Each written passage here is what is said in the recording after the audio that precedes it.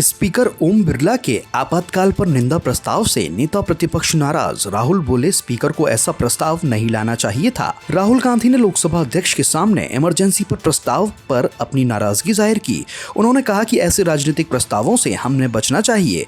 India गठबंधन के नेताओं के साथ राहुल गांधी ने आज स्पीकर ओम बिरला से मुलाकात की। सूत्रों के मुताबिक ये शिष्टाचार भेंट थी जो कल ही प्रस्तावित थी, लेकिन इमरजेंसी वाले प्रस्ताव के कारण विपक्ष नाराज था। आज की बैठक में राहुल गांधी ने इमरजेंसी पर कल के प्रस्ताव पर आपत्ति जताई। दरअसल कल सदन में लोकसभा स्पीकर ओम बिरला ने इमरजेंसी पर निंदा प्रस्ताव पढ़ा था और इसे देश के इतिहास का एक काला अध्याय बताया था। आपातकाल की निंदा प्रस्ताव पर कांग्रेस महासचिव केसी वेणुगोपाल ने भी आपत्ति जताई थी। उन्होंने कहा था कि यह हम सबके लिए आश्चर्यजनक है कि किस तरह से अध्यक्ष इसे मुद्दे को बताया। सरकार ने जानबूझकर आज ही के दिन चुना। आपातकाल की निंदा का प्रस्ताव पर अखिलेश यादव ने बीजेपी पर निशाना साधा। उन्होंने कहा, बीजेपी ने आज जो कुछ भी किया है वह सिर्फ दिखावा है। उस समय सिर्फ वे जेल नहीं गए थे, बल्कि सपा और अन्य नेताओं ने भी उस समय को देखा। हम कब तक अतीत की ओर देखते रहेंगे। राष्ट्रपति के अभिभाषण का बहिष्कार। आम आदमी पार्टी ने संसद से बाहर किया प्रदर्शन। आम आदमी पार्टी ने दिल्ली के मुख्यमंत्री और पार्टी के राष्ट्रीय संयोजक अरविंद केजरीवाल की गिरफ्तारी के खिलाफ राष्ट्रपति द्रौपदी मुर्मू के अभिभाषण का बहिष्कार कर संसद परिसर में प्रदर्शन किया। आपने एक्स पर कहा कि प्रधानमंत्री नरेंद्र मोदी की जांच एजेंसियों के दुरुपयोग को रोकना चाहिए। हर राज्य में प्रवर्तन निदेशालय, केंद्रीय जांच ब्यूरो का इस्तेमाल विपक्षी नेताओं और दलों को प्रताड़ित करने के लिए हो रहा है। आपके राज्यसभा सांसद संजय सिंह ने कहा कि उन्होंने सरकार के लिखे भाषण का बहिष्कार किया है। राष्ट्रपति के प्रति हमारा पूरा सम्मान है। इस प्रदर्शन में सिंह के अलावा आप सांसद डॉक्टर संदीप पाठक, एनडी गुप्ता समेत पार्टी के अन्य सांसद भी प्रदर्शन में शामिल हुए। ग्वालियर में सट्टे के कारोबारी को पुलिस ने किया गिरफ्तार। अचलेश्वर महादेव मंदिर के पास से निकाला जुलूस। सट्टे के कारोबार से जुड़े रौनक बाथम और उसके साथी अमन शर्मा को पुलिस ने अचलेश्वर महादेव मंदिर के पास जुलूस निकाला। यहीं पर ट्रैफिक पुलिस के जवान द्वारा बिना नंबर की मोटरसाइकिल पर बैठे रौनक और उसके दो साथियों को रोकने पर आरोपियों ने पुलिस पर हमला किया था।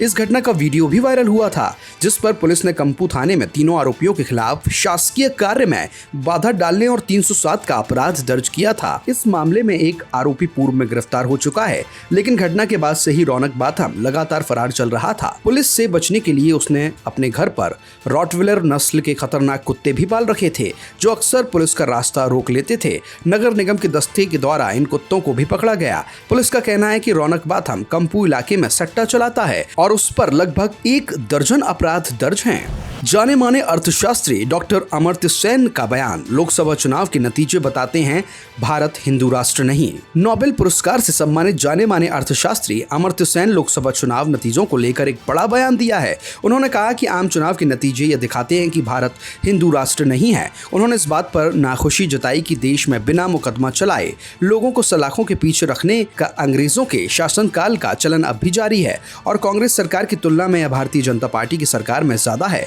सेन ने नेताजी सुभाष चंद्र बोस अंतर्राष्ट्रीय हवाई अड्डे पर एक समाचार चैनल से कहा कि हम हमेशा हर चुनाव के बाद एक बदलाव देखने की उम्मीद करते हैं।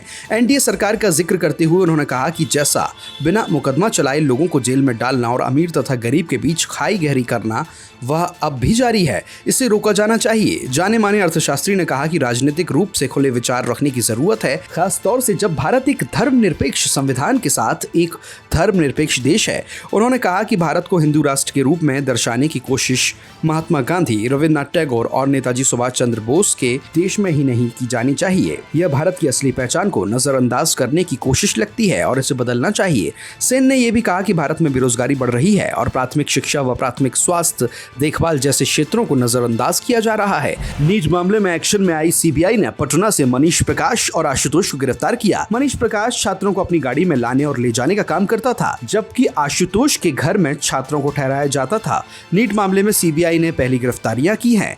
दोनों को कोर्ट में पेश कर दिया है। मनीष को सीबीआई ने पूछताछ के लिए बुलाया था। पूछताछ के दौरान ही उसे गिरफ्तार कर लिया गया। सीबीआई ने इसकी आधिकारिक सूचना मनीष प्रकाश की पत्नी को दे दी है। सीबीआई अपने स्तर पर यह पहली गिरफ्तारी की है। पेपर लीक में मनीष प्रकाश की अहम भूमिका मानी जा रही है।